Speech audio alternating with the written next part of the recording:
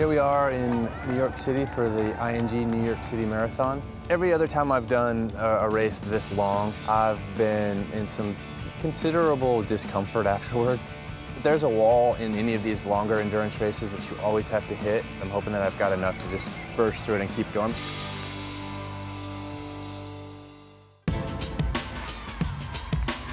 Yesterday's race was by far my best marathon experience.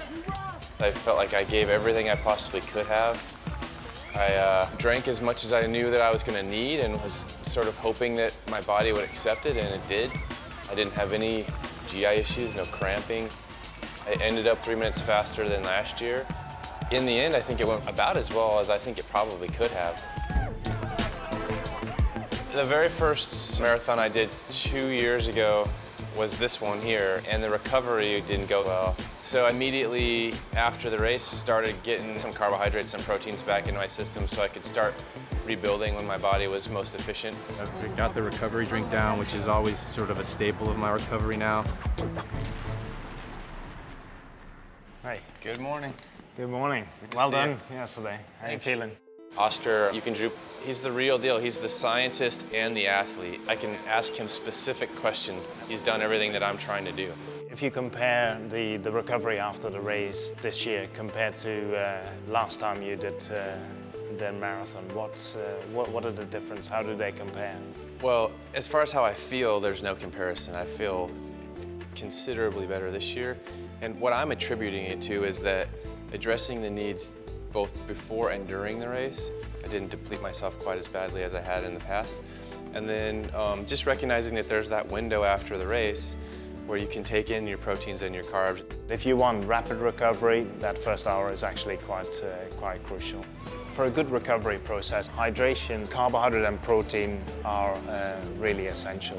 Depending on how depleted your carbohydrate stores are, you need a certain amount of carbohydrates. So say you have totally depleted your carbohydrate stores, then I would push the carbohydrate intake near 90 grams. If the workout or your race has been a little bit shorter, maybe it would be closer to 30 grams. So the carbohydrate intake range is between 30 grams and 90 grams. And 90 grams is quite high. In terms of protein, 20 grams of a high quality protein. Put that together with the fluid that you need to consume, and that should set you up for optimal recovery. I think nutritionally going into this process, I didn't know much. I knew what you had to do, I just didn't know how to do it. And that's probably the biggest difference between then and now. Now, we always think a lot about training, but how much time did you actually think about planning your nutrition or building your nutrition into your training schedule? And that is where a lot of people can improve. Yeah, and I know that works. I think what people really like about the Inside Endurance program is that it's real life. I'm certainly not a professional. I'm an amateur like a lot of the people who are watching are. I still have a job and a family and kids. So it was important for me to be able to start to maximize my potential as an athlete without sacrificing these other really important parts of my life.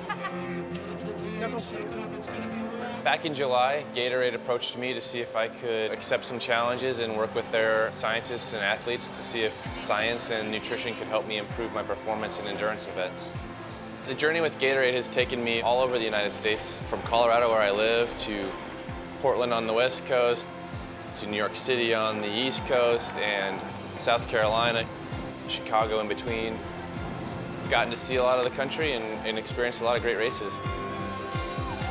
If I start to break it down into the little parts, you kind of see the peaks and the valleys, and there were certainly as many valleys as there were peaks.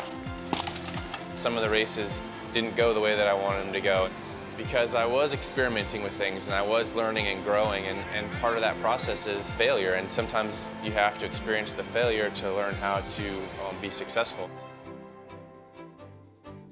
Going to the Gatorade Sports Science Institute was sort of the first step in me getting a really comprehensive look at my body and how it works. Come on, that's 30 seconds done. Good Come job. on, keep going. I knew very little about my needs prior to a race, and I knew almost nothing about needs after a race. There was no priming, there was no protein recovery, there was none of that. This program was an introduction to the sort of full spectrum of Gatorade products, and I've found a pretty successful combination that worked best for me.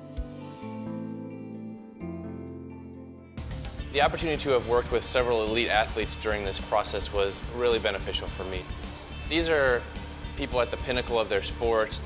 McKeely Jones gave me really basic things on running that I've used since our meeting. You want to actually drive your elbows back a little bit more. It's going to help lift up your knees. Chris Lee was able to help me with focused training, which was one of my major goals going into this whole process. I think you can now understand the purpose of training and that each session has a purpose. Dathan Ritzenhein and Shalane Flanagan both really addressed specifically the longer running events like the marathon and how I could probably warm up my muscles without overexerting myself.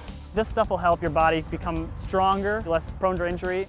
And how I could mentally prepare for the races during my training. In order to optimize your performance, being really patient and containing excitement in the first half of the race. I think a lot of times people just feel like you have to push through things without actually thinking about it, and you don't need to go harder, you just need to be smarter about what you're doing. Your training needs to be focused, your nutrition plan needs to be focused, and that's where you're going to see your improvement. It's not necessarily just going out and pushing through more pain. This is the sort of end of one process of the journey for me. This is the end of this inside endurance aspect of it, but it's not the end of my endurance sport career, and it's probably the sort of beginning of a new chapter in that career. So I'm hoping to continue that process from now on throughout my career to just continually get better.